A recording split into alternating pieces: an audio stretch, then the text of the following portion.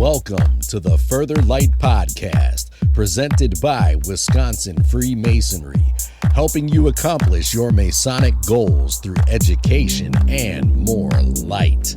And now, I present to you, Brother Chris Ludke.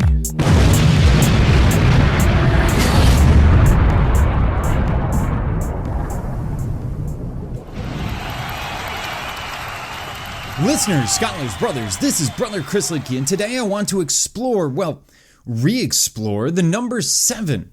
Now, I've covered this in the past in an earlier, very early episode. I think it was one of our first 10 episodes or so, but I've come across more information, so I want to expand on the importance of the number 7. Of course, we've all heard the line, for this and many other reasons, the number 7 is held in high esteem among Masons. And it has been revered by various religions and other orders, including Freemasonry, for centuries. In fact, Albert Mackey, in his Encyclopedia of Freemasonry, writes that 7 is a sacred number in Masonic symbolism. It has always been so. The question is why? And this originally started a couple of years ago when Worshipful Brother Dale Hartung stood up in Waukesha Lodge and said, "Hey, Brother Chris, why the number 7? And it is kind of odd because we have this line and we have nothing really explaining it before, nothing after. And what I'm adding to it today is a piece of material that was used in a lecture in 1908 and put out in the Constitutions and Edicts of the Grand Lodge of the State of Wisconsin in 1908 that gets into this question. Why the number 7? I also have a couple of other small pieces of information that I want to tack in, so let's get into it, into this expanded version. Now, in Masonry, as Masons, when considering the meaning and significance of something in our craft, the place that we generally start is going to be ritual. Mackey again notes that in the rituals of the 18th century, quote, "It was said that a lodge required 7 to make it perfect. But the only explanation to be found in any of those rituals of the sacredness of the number 7 is the 7 liberal arts and sciences, which according to the old legends of the craft were the foundation of Masonry." So hopefully we can expand on that. In our ritual today, the 7 liberal arts and sciences and the 7 officers that constitute a lodge of entered apprentices are 2 of the notable references to the number. Some Masonic scholars believe the principal rungs of Jacob's ladder originally consisted of 7. The 3 theological virtues plus the 4 cardinal virtues. Little more can be found in our ritual that explains why it is significant to us. To understand significance in Freemasonry, we must look at its significance in other cultures and systems and how they relate to ours. For example, in Christianity, we have reference to the significance of the number 7 in nearly every ancient religion as well as Christianity. So in the Holy Bible, Noah had 7 days' notice of the rain that brought the flood. The animals were brought onto the ark in 7s. The ark came to rest on Mount Ararat in the 7th month. The doves were sent from the ark in intervals of 7 days. Solomon built his temple in 7 years and was dedicated in the 7th month, the feast lasting 7 days. Now, the number 7, of course, exists elsewhere as well.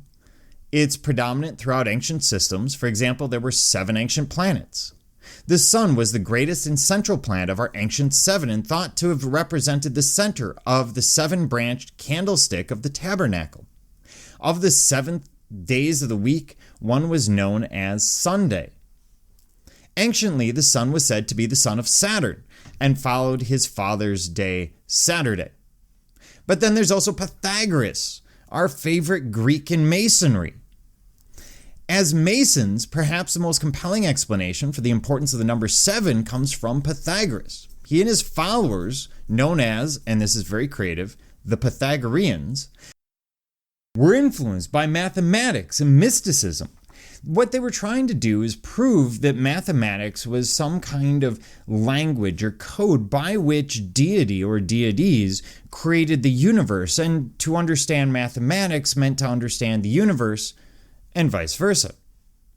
They called 7 the perfect number because it was made up of 3 and 4, representing the triangle and the square, which represent the spiritual 3 and the physical 4, which they consider to be 2 perfect figures. The square here refers to the 4-sided geometric shape that the working tool of the same name is derived from, and it reminds us of the virtuous behavior of a mason. The triangle has long been a symbol for deity, and to the observant mason can be found in many of our symbols. The triangle then reminds masons of the ever-present grand architect of the universe that pervades all aspects of our lives. There are other references to the number 7 and its meaning throughout history, which is listed here, or was listed here, represents a very small portion of them. And there are as many interpretations as there are references. Now, getting to that 1908 lecture that I found, where it continues on, and it says, we have that line that I talked about in the introduction, that says, a few of the reasons. Quote, 7 is a sacred number in Masonic symbolism. In the earliest rituals of the last century, it is said that a lodge required 7 to make it perfect. The creation was finished in 7 days. Every 7th year was a Sabbath of rest for all things. And at the end of the 7 times 7 occurred the year of Jubilee in Israel. The law was read to the children of Israel every 7 years. Noah had 7 days warning of the deluge. As an aside, I realize that this is repetitious to some degree, but just bear with me. He took 7 persons with him onto the ark. He also took fowls of the air and clean beasts by 7s. The ark rested on Mount Ararat in the 7th month. On the 7th day, a dove was sent out of the ark, and 7 days later, another was sent out. Job had 7 sons. Solomon was 7 years in building the temple. The feast at the dedication of the temple lasted 7 days and occurred in the 7th month. Enoch, who was translated, was the 7th son of Adam, or 7th from Adam.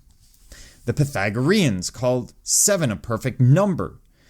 Now this is where it starts to get a little more interesting. 7 altars burned continually before the god Mithraeus. Mithraeus here referring to Mithraism, which was an Eastern, was known today historically as an Eastern cult religion in the Roman Empire. And one of the key people within Mithraism is this man who died basically sacrificing himself and then is resurrected on the 3rd day. Mithraism predates Christianity.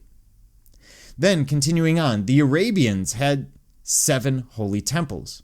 The Goths had 7 deities: the sun, moon, Twisco, Woden, Thor, Frigga, and Setur, from whose names are derived the days of our weeks.